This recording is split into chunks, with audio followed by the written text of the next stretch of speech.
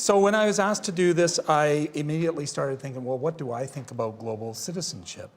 And what exactly does that mean? And I think that without going to the dictionaries and various sources, I immediately think of being part of something, being part of some larger community. And when we generally think about citizenship from a national level, we think of the problems of who gets to be a citizen. And as soon as you draw any kind of boundary, there are those that are inside and those that are outside. So the nice thing about looking at from the perspective of global citizenship is to some extent you try to remove those boundaries. But even then, when we start to think about citizenship, I worry about my constant perspective or my location from a position of privilege. And that I even have the luxury to be sitting here and discussing this.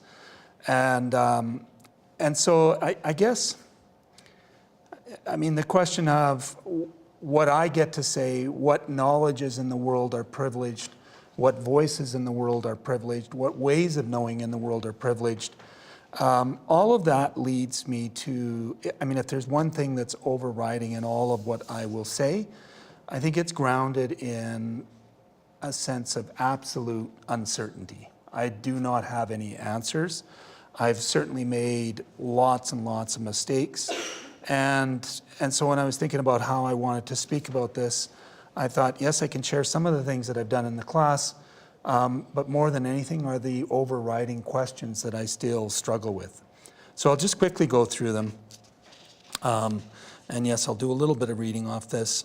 The first question, how do I balance community interests, concerns with global international concerns? And I've worked on many international boards. I've worked with Change for Children, Aina Mbazi, and you know, I'm constantly encountering this question. Well, even within school administration, you know, we don't want to put any, like, we'd much rather raise funds for what's going on here than what's going on in Uganda or Nicaragua or Zimbabwe or wherever.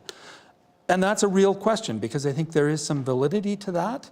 And it's really hard for me to say. I mean, I've had a great deal of privilege and opportunity to have traveled a lot in the world and spending time in many, many different countries and many different communities. It's hard for me to convey that poverty is not poverty is not poverty, and that every issue is very different.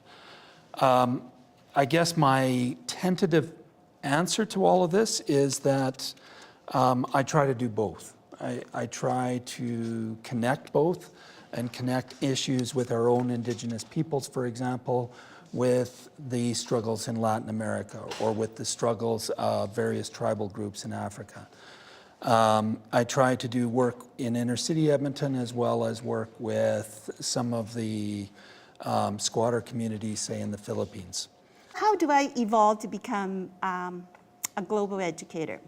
So throughout my sort of career teaching kindergarten, I have been very lucky. I never followed the curriculum. For the first quarter of my teaching career, there wasn't a curriculum. So I did whatever I want. So I had really a privilege of teach what I think the hidden curriculum is.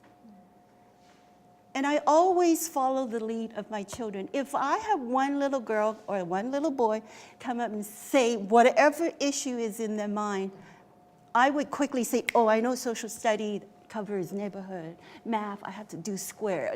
And I wish I have a dark in my classroom of all the curriculum. I would say, got that one, got that one. Then I bring it all together exactly like you said. I integrate everything. But then in the 80s, we did have a sort of recommended curriculum for kindergarten. So I sort of have to follow that. But at the same time, I always start with, I'm so glad to see the literature at the back. I always start with a book. And you know how kindergarten sit together and we share a book, unlike the high school. And there's always one very intellectual. I just admire these 4 or 5-year-olds. We come up with the most philosophical question. And that's when I bring in the global ed and the environmental ed. But